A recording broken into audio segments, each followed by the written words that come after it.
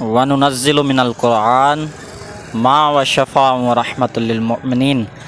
اللہ تبارک و تعالیٰ نے اپنے پاک کلام قرآن مجید میں ارشاد فرمایا کہ میرا قرآن مومنوں کے لیے رحمت ہے اور ان کے لیے شفاعت ہے۔ یعنی رحمت کا مطالبہ کیا ہوتا ہے؟ رحمت وہ چیز ہوتی ہے جس کی کوئی بھی حد نہ ہو۔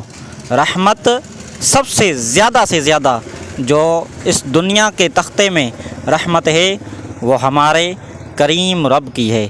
اس لیے اللہ تبارک و تعالی نے قرآن مجید میں ارشاد فرمایا وَنُنَزِّلُ مِنَ الْقُرْآنِ مَا وَرَحْمَةٌ لِّلْمُؤْمِنِينَ وَلَا يَزِيدُ الظَّالِمِينَ إِلَّا خَسَارًا۔ پھر اللہ نے فرمایا کہ یہ میرا قرآن جو منکر ہیں، جو یزید ہیں، جو ظلم کرتے ہیں، جو ظالم ہیں، ان کے لیے یہ قرآن رحمت نہیں ہے، ان کے لیے یہ قرآن شفاعت نہیں ہے، کیونکہ قرآن جو رحمت ہے وہ بھی مسلمانوں کے لیے ہے، قرآن جو شفاعت ہے وہ بھی مسلمانوں کے لیے ہے۔ تو میرے پیارے بھائیوں، اس ویڈیو کے اوپر تھوڑا سا غور کریں۔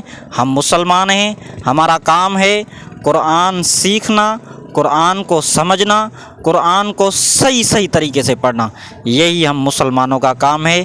اللہ تبارک و تعالی آپ سبھی کو خوش رکھے، آباد رکھے۔ وآخر دعوانا والحمدللہ رب العالمین۔ ہمارے چینل کو سبسکرائب، شیئر اور لائک ضرور کرنا تاکہ ایسی ویڈیو ہم لوگ آپ کے لیے روز لا سکیں۔